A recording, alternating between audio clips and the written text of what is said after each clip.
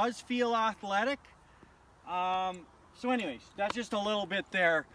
Getting the right pedigree and conformation to start with is, you know, getting the people to help you that are good at that kind of thing will lessen your chances of failure. Okay, so from there, now we're gonna talk about when I come in. So when I come in, it's normal for horses that if they're uptight in their mind, then nature is for a horse to run away from you. When they run away from you, their head goes this way, their ribs come into you, and number one is so when they're close to you, they can kick you. All their arc is going to be going that way. But so that's when I come in, is I have to try and change this arc.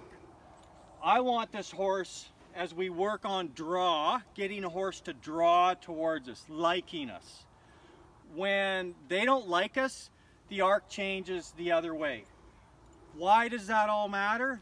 Because when I'm riding this horse and I want him in balance so he can be athletic, if he's traveling to the right and his arc is to the left, he's out of balance. His feet are in the wrong place, and it's a fight the whole time to get them, and you have to hold them in the right arc to get them balanced, to be athletic. And when it gets down to competition, you can't be holding them in a competition when the clock is on thousandths of a second.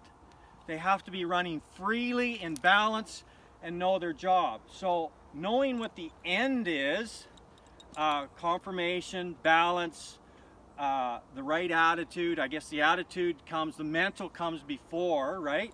So when the mental comes before, that's the groundwork. So here's the groundwork. Let's just say that I've rubbed all of these zones, right?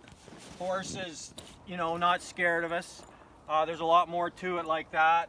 Again, this is phase 4, the stick and string. So, you know, watch his expression. See, when his head starts to raise, and I'm just playing the friendly game, right?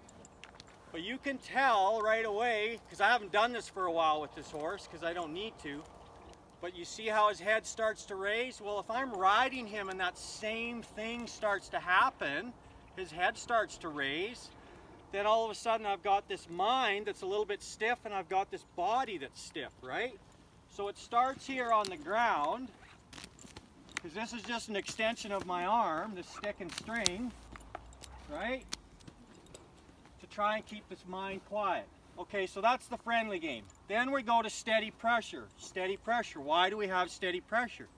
Because when I'm up top, I'm going to have to be pulling on reins and saying, go this way, go this way. So we start on the ground where we can manipulate this body around in,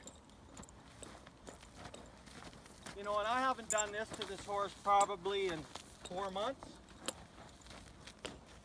right? But he's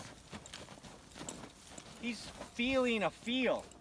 So I've operated and left and right side because of the video, and this isn't the main purpose of this video, is the games. Left and right side, he's feeling this feel, right? And the phases, hair, does he move it hair? Oh, he did, right? If I had to go to phase 4, which is pick it up, see, I had to move the stick into phase 4. Okay, so that's steady pressure. Rhythmic pressure. Rhythmic pressure is, so he is, rather than following a feel, now he's following a vision, right? So can I operate these hindquarters around with a vision and a suggestion? There's no feel to this, right?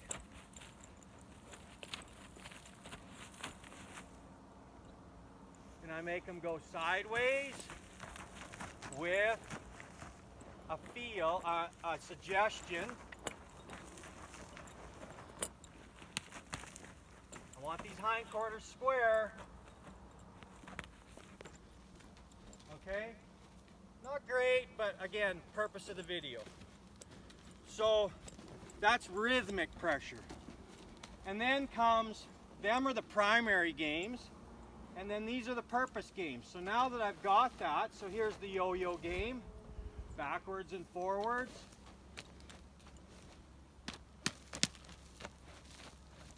All right, and this has got feel to it, right? The heavy shank, there's feel to it. Okay, so then we go from there to a circling game.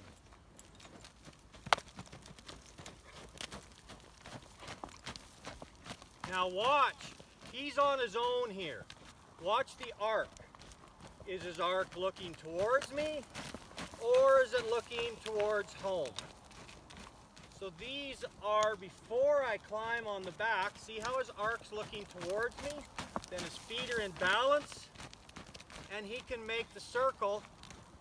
If it was the opposite, he'd be leaning, looking at his friends, there'd be pressure on the shank, and I'd have to hold him in the circle.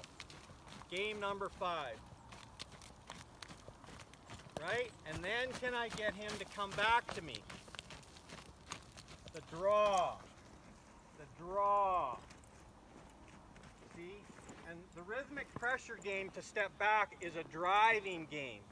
So if I didn't have this horse friendly with me, number 1, and I didn't do the steady pressure, kind of which is the getting the horse to draw to me, like me, before you start driving him, then all of a sudden everything that he's always wanting away from you, you got to kind of want him on top of you at first, and then you can start driving him away from you. So that's the circling game, and then there's the sideways game and the squeeze game. But for the purpose of this video, just to give you a little bit of why do we do there's a mental connection here. That's the ground stuff first, the respect part, right? Okay, so then when we do that, now we're going to start to move on to the emotional part.